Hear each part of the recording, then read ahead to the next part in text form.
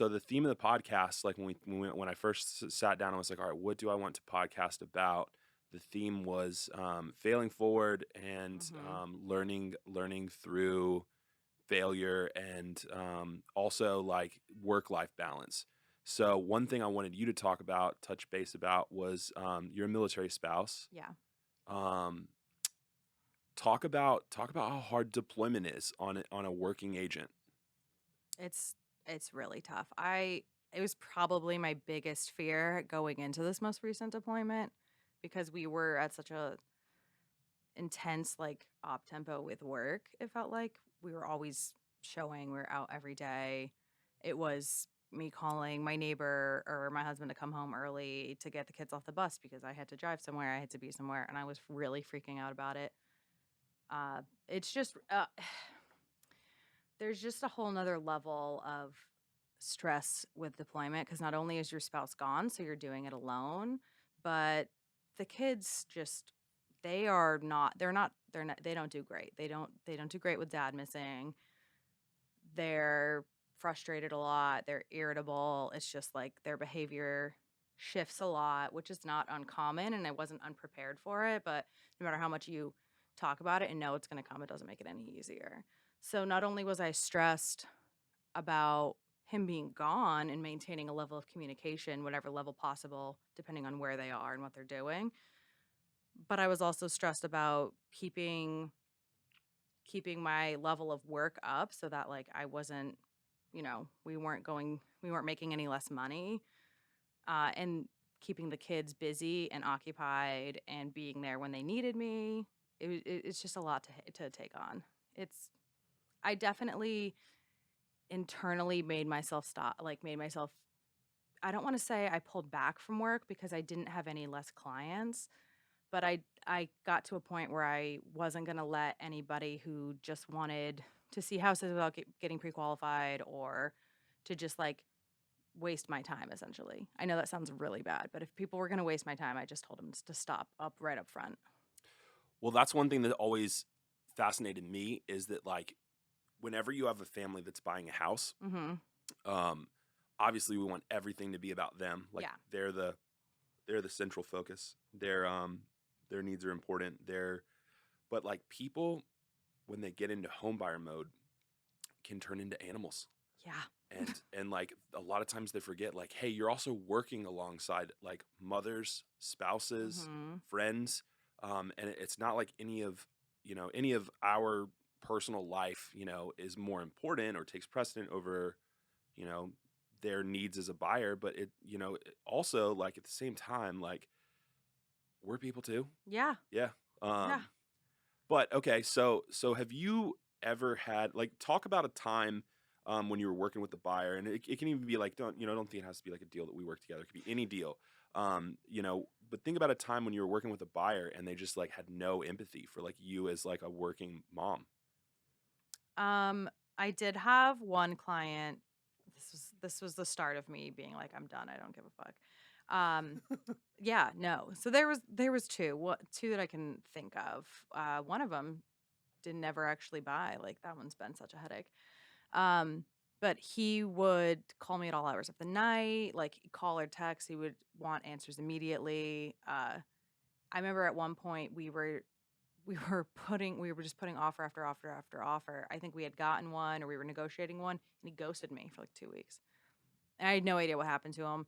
Finally, I heard back from him 2 weeks later, and he had gone to the hospital. And now I'm like not mad about that. It was just more frustrated that there wasn't any notice. There wasn't. I remember this You guy. remember him? This was a deal we I worked did do together. this deal This with was you. crazy hospital guy who like Yep. he literally went insane like days before closing. Mhm. Yeah, and Yeah. we had to explain to the listing agent like We there's haven't heard from him. We don't know what's going on with yeah, him. there's no universe where this gentleman's going to be closing. That was such a nightmare deal. We got Oh, it closed.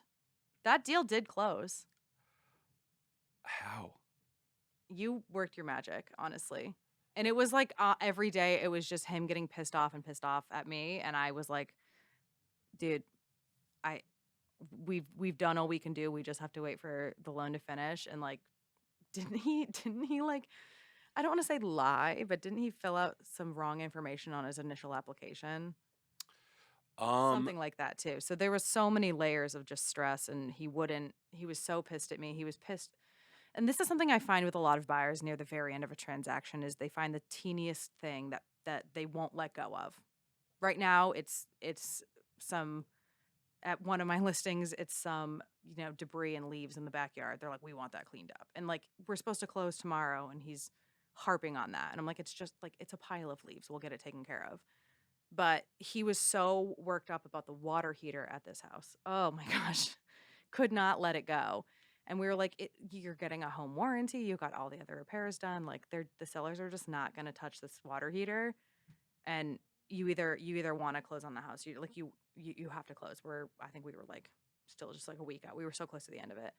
And we had been pushed for 2 weeks, but he wouldn't let this water heater go. And you know what? I got the nastiest text from him after that deal closed so you because the water heater did end up going out. so did he get a home warranty? He did get a home warranty. Um, who did you get the home warranty from? I can't remember. I don't remember that. Man, what's the Achusa lady's name? Tina. Tina. I'd like just am starting to know her. This was before Tina. Like this was because I really almost only recommend them now. And I've used other ones in the past, like for my own house and for other clients, but she's super responsive to everybody, which I think is the biggest, like most important part. She's a hustler for sure, and I'm not trying to like throw out free advertising, but the Achusa lady, Tina. Oh, she's Yeah, amazing. yeah, amazing. And like she'll let me pick her brain too. Like I've just texted her before with questions like with scenarios, potential scenarios to see if that's something the warranty would cover. And she's always so great about answering. Well, and like that's that seller thing too. Like she was explaining, Yeah. like you can get a home warranty even if you don't have a home warranty. I think you can get a home warranty just for like when you're listing. Yes. That's crazy. Yeah. Yeah. I'm not talking about home warranties anymore because I'm probably gonna say something that's No. just like completely not true, and then Tina's gonna the Achusa lady's gonna call me and be like, "Hey, dude, like, But then she'll send you a card after. She always sends the sweetest little cards. Yeah. And like postcards. yeah." I think she's great. I'm gonna put a link in the description for the Achusa lady. Yeah. Um, Okay, so yeah, I remember that though. I remember the guy. I remember Crazy Guy. I That was like one remember. of the hardest Yeah. hardest deals. And then I had another one where I this was right before my husband went on deployment. So it was right in that time of like I got to stop letting people waste my time. You had her pre-approved. I remember you called me pissed about her too. You're just venting. And she kept her budget kept going down and down and down. So she came to me with like a super high budget coming from the West Coast. So I tried to kind of bring her down to earth about the reality of how much things cost out here versus out there. Well, it's less. Your BAH is less. Oh, this was this summer. It was like the spring into the summer. Yeah, I remember that lady too. Ooh, Molly. I know. Well, then she ended up not even getting orders here. So after I finally kind of put a stop to like the incessant messages and emails and phone calls and why isn't what I want available? Well, because your budget was cut in half. And part of it was like self-admitted. She's like let her credit go because of some emergency trips. And like I don't fault her for that. I know that's really common, but if like her priority was buying a house, she didn't act like it. Yeah, I got Well, you. then she got orders back to California, and so I connected her with. She asked me to connect her with an agent out there, and that agent called me not 2 weeks later. She was like, "I can't work with this lady. Same thing, calling all the time." And the story she told me did not match up to the story she told that agent. She said she had hard copy orders and was ready to buy within a month, and she told that other agent that she wasn't going to be getting back there until like the spring. So yeah, those kind of deals are what have taught me how to prioritize buyers and sellers that are serious. Mostly buyers, because if someone comes to me wanting to sell, they want to sell. But buyers who are really serious and really want to take the whole process seriously, because you have to be dedicated to doing everything. Even just responding to emails is something that I think a lot of people have a tough time with. Yeah. So my observation from the lending standpoint, from the lending perspective, I mean, we always tell people like the cliche, like know before you show, get pre-approved, and that's Yes. smart. I think like buyers, one thing buyers don't really realize is like it is a major deal buying a house. Yes. You're not just renting an apartment. You're not just getting something. Like it is a commitment on the same level as like marriage. Yeah. Like it is the pinnacle of your finances. But outside of that, like when you're working with an agent, that person's 100% commission. They don't Mhm. get paid until your deal closes. Mhm. They're spending their own money on gas. They're spending their own money on, the split that they have with their broker. Like, I don't even want to go into all of that, but like, still, like, they're spending money for you to have access to the MLS, Yeah. for you to look through listings, for you to have access to update data. And then the amount of time, like, I can't tell you how many people I literally, so Bessie, Bessie is having a tough time with one of her sellers buyers. Yes, she was telling me about Okay, that. so the agent calls me yesterday, and she actually shared a story about how, like, she literally gave birth, and 15 minutes after labor was ratifying a contract. Mhm. And most buyers don't. I don't think most buyers see that. That side of it. I think that they think that we're just like sitting by a pool, laughing and smoking cigars and drinking Yeah. cocktails. The day that my husband came home from deployment, I picked him up and he had to come along with me for a showing. I was like, "Listen, I got to show this house because they have a lot of interest and we got to check this house out." And I picked him up, and on the way home, we went 20 minutes out of the way to downtown Norfolk so I could show this condo. And then that was someone that just backed out of a deal altogether. So who knows if he's actually going to buy? How long was Justin gone this time? 7.5 months. Yeah. Oof. Yeah. So 7.5 months. He's been home for like an hour. Yeah.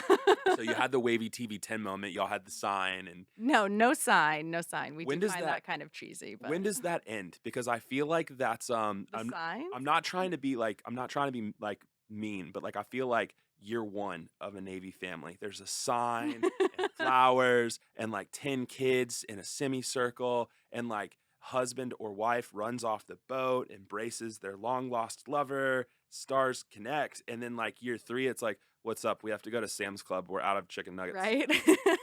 No, Yeah. I didn't even bring the kids to this homecoming. I Mm. was late for it because of the gate traffic. I was like he said be there. He didn't get off the boat. His like vehicles got kicked off the ship ahead of time, so they came onto base and then drove back to their command just where he works. So I was supposed to be there. He said between 9:30 and 10 and I get there at 9:45 and he had been back for like 15 minutes. Oh yeah. Yeah, and I was like, "Hey, kids are in school." He was there when they got off the bus. I think it's just kind of a personality thing for that one. Both of us have never been really into like, I don't know, having a poster and making a huge deal out of it. Yeah. Probably because I've been on the other side of it, like having gone through deployment myself and like this isn't our first deployment on for either of us. This isn't like I always tell people that, by the way. what? Just people are like, "Oh, Molly's a military spouse." I'm like, "Molly's a veteran." Oh, I like and this is because I'm a veteran, like, I don't like to identify as a military spouse.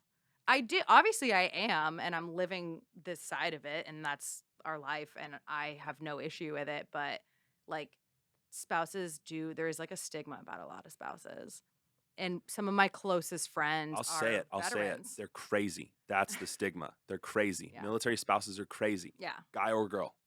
I mean, having been a veteran, but also having been, like, a female in the military, we see a whole different side to, like, how military spouses can act. And, like, not to talk bad about him, but there's a lot of guys in the military that they don't care that they're married. And instead of those people getting a bad rap for being unfaithful to their spouses, it's oftentimes becomes, like, they don't like that there's women on the other side of it. They don't like that there's women that their Ah, spouses work with. Like, I never did any, like, I never had any kind of inappropriate relationship with anybody that I worked with at any of my commands. Cause like that was like a personal choice. I was like, I'm not gonna get involved before I was married, before my husband and I met. I wasn't gonna get involved with anyone I worked with. But there were plenty of spouses that didn't like me or any of the other women I worked with simply because we were females who worked with their husbands. I mean, yeah, I can see that. Yeah. That is, and I don't know. I don't even want to get like accused of being like rampantly sexist, but I feel like that is a more female exclusive. Experience. Yes. 100%. Like dudes are not like, "Oh, you work with, Yeah. like that's just not something that would go through a dude's mind." No. Most dudes. There's so many like there's a lot of stuff that's like problematic with like at least personally from my experiences just having gone through it all, but That was one of the things that really frustrated me, and most of the time, I connect better with my, like, fellow veterans, female veterans in active duty because, like, we've had so many similar experiences. We have a Mm. lot of similar, like, sense of humor, we've gone through a lot of stuff together, so I generally get along better with not non-spouses. I don't have a lot of very close friends who are military spouses, I'll tell you that. I mean, I don't have a lot. I, um, I don't know. Like, okay, I'll put it to you this way: my whole family is military, Yeah. and like I never served. My dad threw an epic temper tantrum when I went to enlist, and got my grandfather and my great grandfather at the same restaurant to give me, and it was like, it was like one thing that's interesting about people our age is like, post 9/11, like enlisting was different. Yeah. It wasn't just a career. Like you could like you might end up in combat, and if you ended up in combat, you might die. Like that was like a reality. Like Oh, 100%. people were coming home in body bags. Yeah. Um, and so, my whole family just kind of wigged out. But, regardless, like just being a military culture family, like a lot of And people, and growing up in yeah, this area where it's just for sure. it's the location, it's where there's so much military here. Well, so a lot of people enlisted, and I just grew up like, so my mom's best friend, we call her Aunt Kay. She was a military spouse, and like, I don't know, she just had this like laissez-faire attitude. Deployments weren't really that big of a deal. Mhm. Like she kind of had moving down to a science. Like they can repaint their entire house faster than anyone I know. Um, and that's like just part of their family culture. But she never really played like the victim card. They weren't going out to restaurants and asking for discounts. They weren't like, woe is me. And in a lot of aspects, during the Great Recession, they had a healthy appreciation for the fact that they were much more well off and job secure than Yes. most Yeah. families. Yeah. And like that's something that drives me up a wall. And specifically in the area that we live in, is like people will come from different areas of the country, not realizing like we care. Like thank you for your service. We Oh, mean yeah. that Oh, yeah. for sure. But we're also not gonna like give you a cookie, Yeah. because like everybody is deeply and intimately connected to the military in some way Yeah. in this area. Yeah.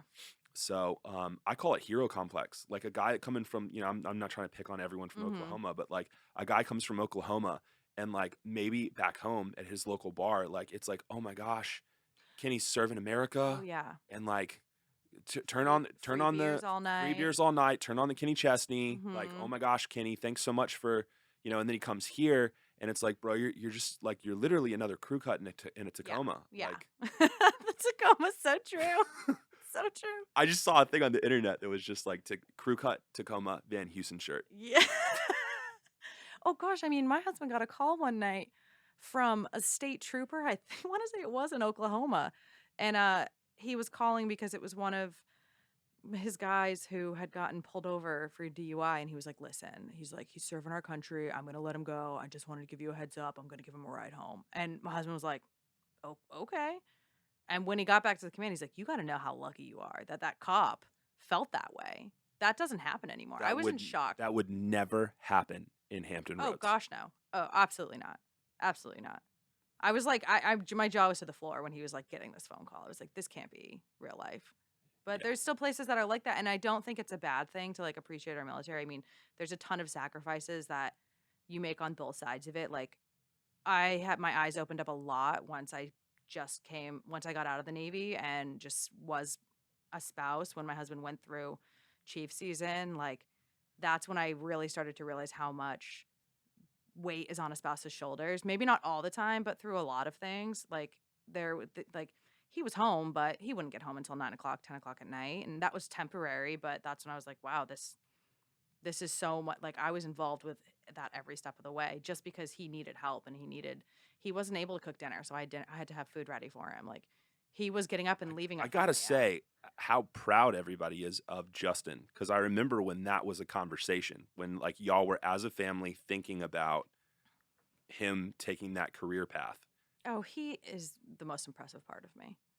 Like I'll always say that. I'm amazed by him, and he grew up though like with his family all being so affected by the recession that his biggest fear is not having job security. So for him, the military is a no-brainer. and now he's just making rum as a hobby. Do So so you wanna know that in San Diego when we lived there, when I went on deployment, he went and had so much fun when I went on deployment.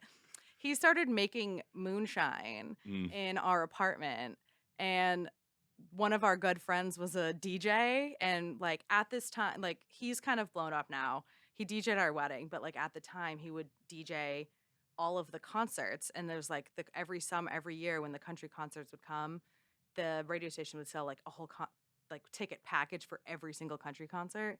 You could just buy them all at the beginning of the year. yeah.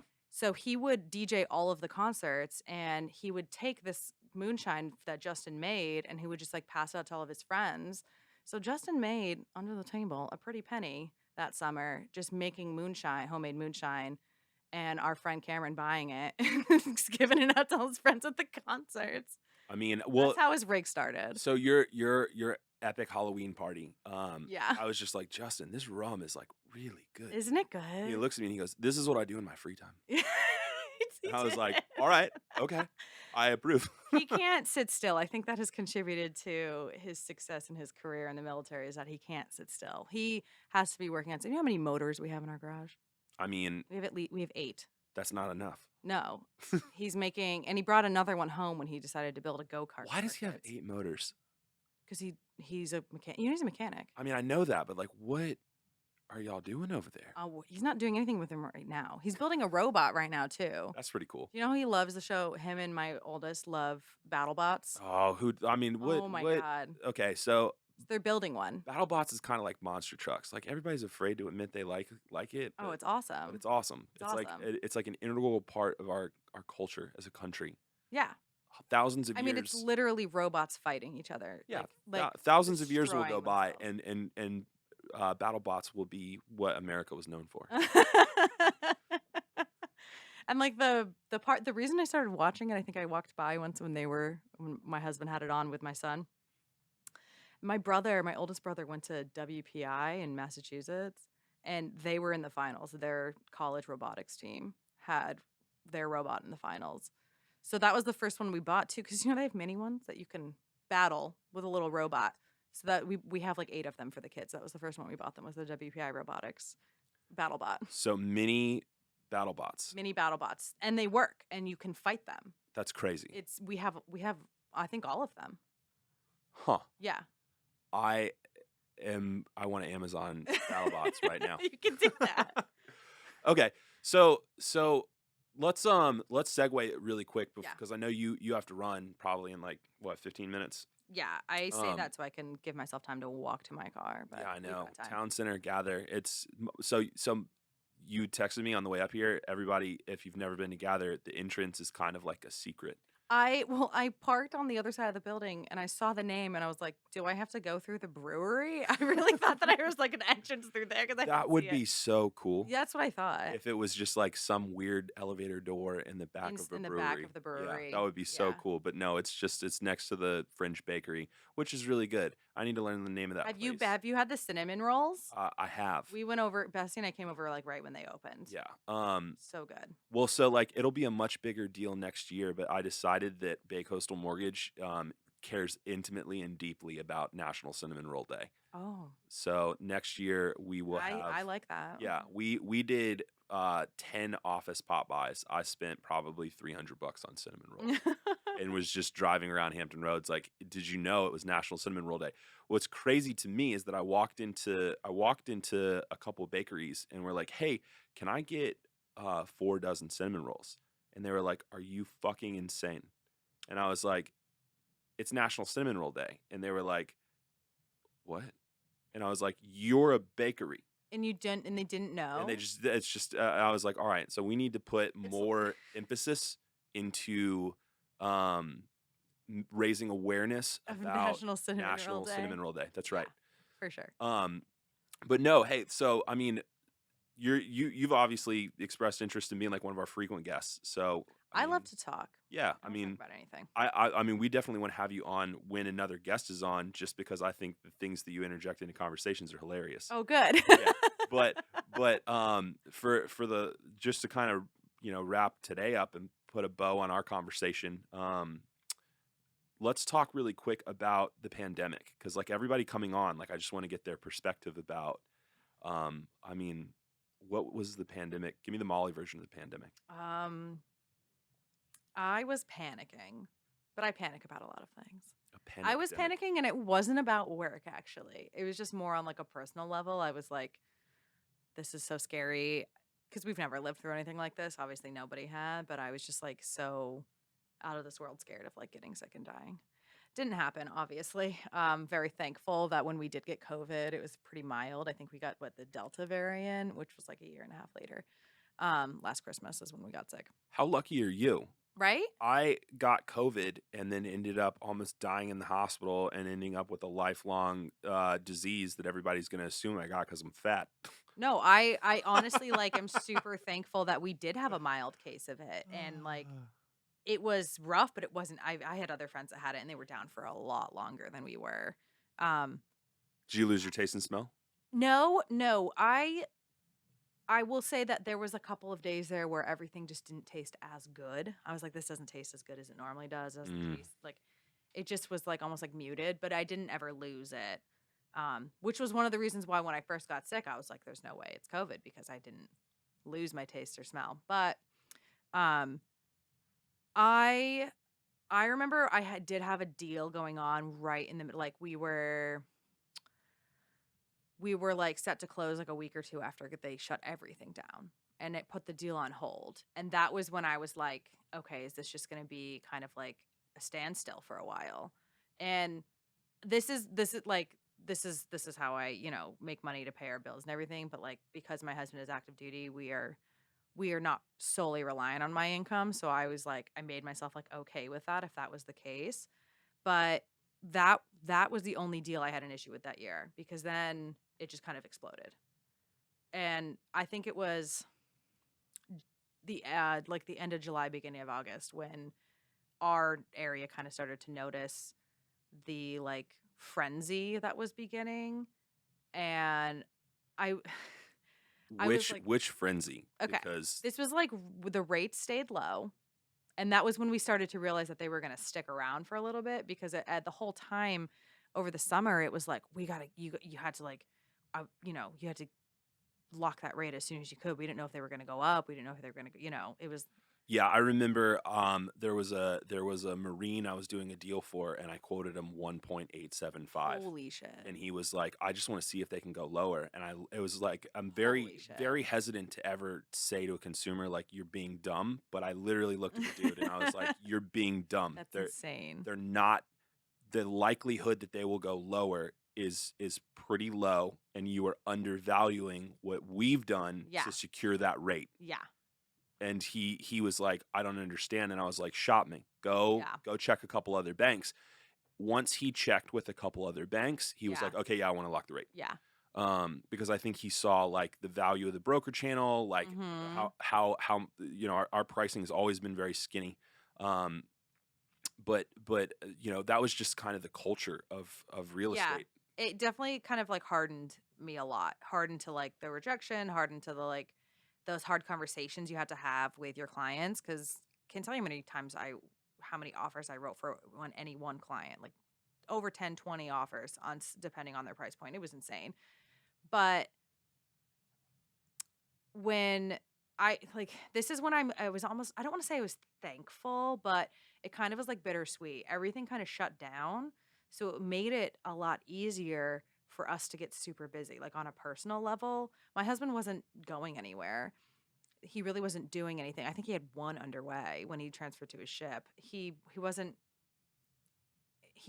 super busy and they didn't have a high op tempo at work. So when I called him and said, I need you to take the kids, I need you, like, I've got to go do this, he was like, oh, yeah, I'm home anyway. He had nothing going on. So for me to be able to go out and meet clients constantly to show houses, because it did get so busy, I wasn't stressed on a personal It level. got so busy. Yeah. That market made everyone look better than they were. I definitely burned out. I remember when I had a client, we had probably put in close to 30 offers, and they were just in that price point where everybody wanted to be. They didn't have a lot of money. They had enough to pay their closing costs, and that was it. They couldn't go over and guarantee anything. And then they got burnt out. And they were so nice about it, but they're like, we're just not gonna buy right now. And I remember sitting on my couch and just being so relieved. And I'll never forget, I was like staring at my husband as he was making dinner, and I was like, I'm honestly thankful. I'm honestly glad that they don't want to look anymore, because I was driving around everywhere for hours a day showing houses, and like it was just endless, and it was a new offer every couple of days. And like I will say that a lot of agents got really good about being responsive, and like, here's the timeline, we're listing on a Thursday, we're choosing offers on a Sunday. That became so Yeah. regular. But when they decided to stop, I was like, thank God. But when the rates went up at the beginning of this year, I felt like personally it was really perfect timing, because then my husband left. So when I got someone who wanted to buy, they were serious, and they were able to kind of go back to semi normal, like look at a handful of houses, pick the one they want, we write an offer, we negotiate it and work it out.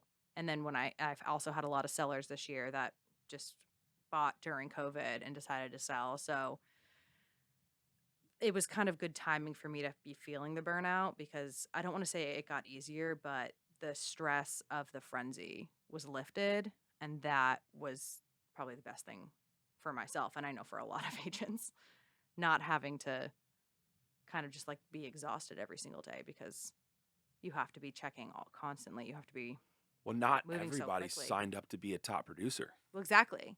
And Like, if you weren't doing that, you weren't winning deals. well, and for me, like looking at an agent who because there's nothing wrong in the world with wanting to be a real estate agent, wanting that to be your career, your job, Yeah. but not wanting to be the premier top producing agent of your state. Oh, I've never had the desire to do that. I love to work closely with the clients I do have, because, like, what does Bessie always say? It's quality over quantity. Like, obviously, I am here to make money. Like, this is my job. I don't want to not be making money, but I don't want to kill myself and take all that time away from myself and from my family to just be working with, like, just be doing that many deals. It's not because then my mental health suffers, and like I take that more seriously than anything else. You're one of the only realtors that I know that has said the words mental health. I can't tell you Are how you many. serious? Seriously, I cannot tell you how many people are either depressed or struggling with crippling anxiety Oh, yeah. and have no idea and refuse to even consider the fact that their vocation is one of the primary causes of their mental health issues. Oh, it's so difficult for me to separate my job from my regular life when, like you said, we could be doing. I'm on vacation and I'm writing offers. I'm, trying to take a trip away, and I can't be far from my phone, because who knows when I'm going to get a call. Like there's no such thing really as time off, because you kind of always have to be on.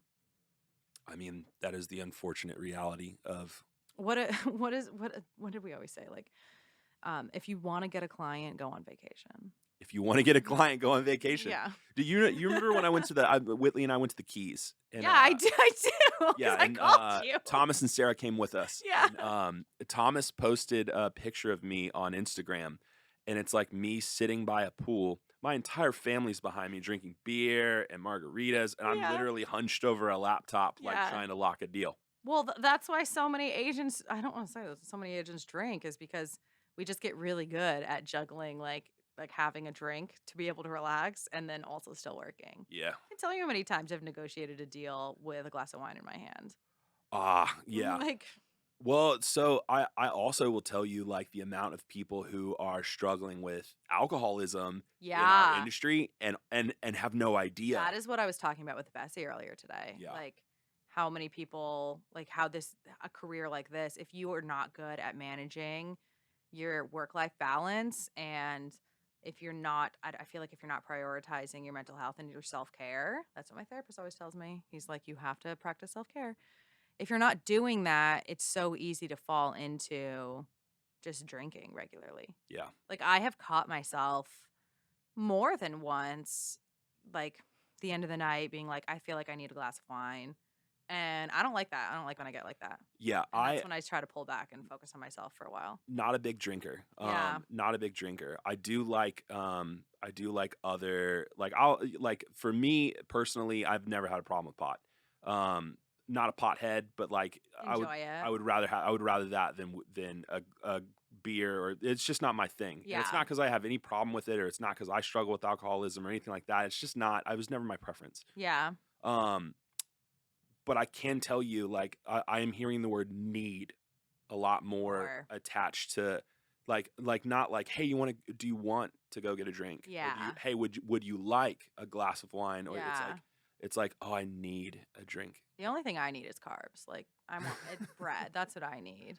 Yeah. Bessie took me on 2 workouts this morning. 2. Mm. So as soon as we were done with the spin class, I was like, I need some carbs. I need less sandwich.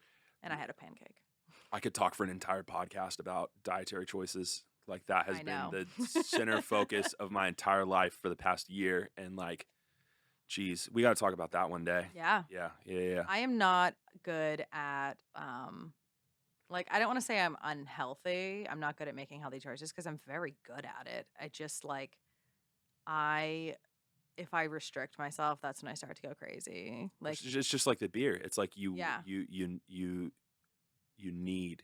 I like to have it, obviously not all the time, but like if I start telling myself, no, you can't have this piece of bread, if you can't have that, you can't eat this, you can't eat that. Like if I tell myself no, like that's when I start starving myself, Yeah. which is obviously extremely unhealthy. So I go for more of the like, it's okay to have it as long as you're not having it every day.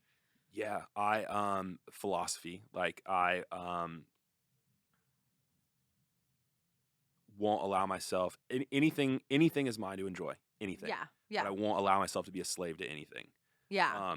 I will say like quitting smoking, one of the hardest things I ever did. I'm so proud of you for doing that. It was one of the hardest things I ever had to do.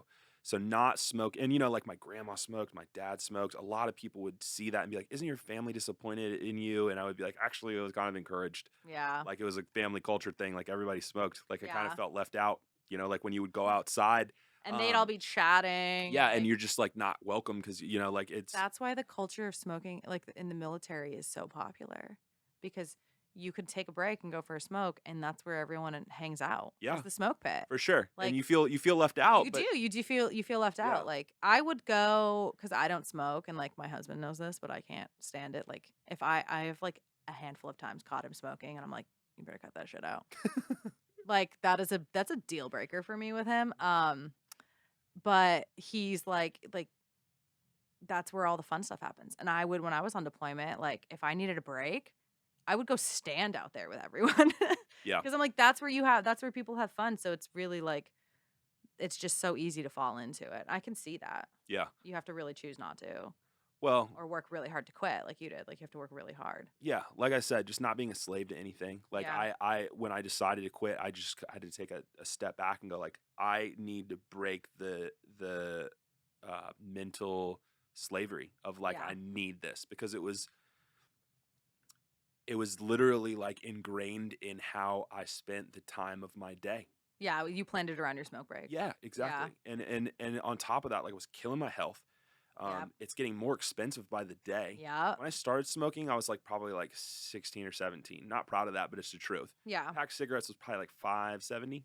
Oh, yeah. $5.70. It's like damn near close to $10 a pack now. Really? Yes, it is not cheap to be a smoker. I just So don't pay like, attention to the prices, but wow. so like you're literally paying a premium to die early, yeah. and for what, like a little bit of a nicotine buzz, and you know, like being included in conversations, not worth it. The juice isn't worth the squeeze. I think that that is a really great spot to be in mentally for you to be able to recognize like that you were there and that you didn't want to be. You didn't want to be a slave to it anymore. I think that so many people don't have that thought process when they're dealing with an addiction. It's really hard. It's really, really hard. Yeah. One of my best friends in the entire world, who I will not name, just because like I'm so proud of him, but he knows who he is. But he's just like struggling with alcoholism, Yeah. and he's finally gotten to the place where he's like, I need to quit. And for literally 3 months, he's told me he's gonna start quitting tomorrow. Yeah. And everybody is starting to get frustrated with him, and I'm like, you gotta be patient with him. he's got to get that he has to want to quit. Yeah. And it's either going to be because he makes that decision or because something happens medically that scares the shit out of him or something happens that is irreparable personally. It doesn't matter. You know, we all get to where we're going different ways, but you know, just like having gone through quitting smoking, I think I have a little bit more empathy for For people wanting to yeah, quit. Probably. people wanting to quit something. I know how hard it is. Yeah. So, I'm certainly not going to sit here and be like, "Oh, I have everything figured out." Like it Oh sucked. God, It no. sucked. It sucked. It was terrible. And you know what? It's been over a year and I still want one. Yeah. Every time I walk past somebody smoking, I'm like, "Oh my god." Yeah. Ugh. My grandfather was an alcoholic. And no, he passed away before I met him, but or before I was born. My mom used to tell me that after he got sober, anytime he would open a beer for somebody, he would smell it before he handed it to him. Like Yeah. that was his like small fix Yeah. to avoid drinking is he would open the beer and he would smell it first. That's crazy. Yeah. Well, hey, I know you got to get running. Thanks so much for coming in. Thanks for talking through, Yeah, you know, thank you. all the stuff. I think You know I love to fun. talk. Well, I mean, there's going to be more. There's going to be more. We're interviewing the hell out of the entire Hampton Roads real estate community. So Perfect. hopefully we get some cool people in here. But I certainly appreciate you taking the time today. Yeah. And yeah, I'll let you get back to the kids and Justin and you know obviously Bessie. He's got duty today. Jeez, He'll come home tomorrow. that's right. All right.